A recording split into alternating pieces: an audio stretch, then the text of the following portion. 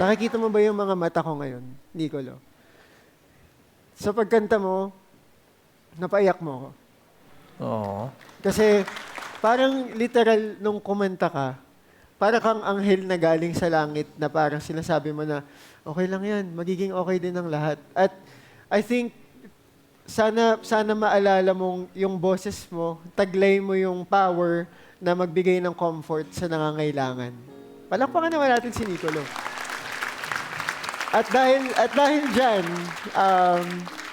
sobrang happy kaming i-welcome ka sa team ng Benkada! Yeah! Woo! Let's go! Grabe ka, Nicolo! Pwede mo Oh my goodness. Gusto niya rin siyang i-hug, di ba? Yes! Yes! He's so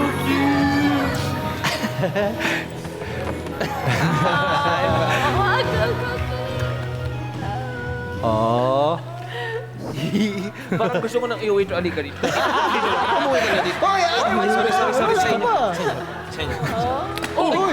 Nahulog tuloy yung tumbler.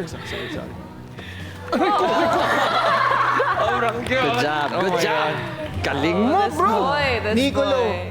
gusto mo bang ikaw yung pinakakauna-unahang makakaupo sa twin chair ng The Voice Kids? Uy, Okay kahit lang ako ba? hindi pa ako nakaupo doon. Halika, dito tayo. Sige nga. Okay.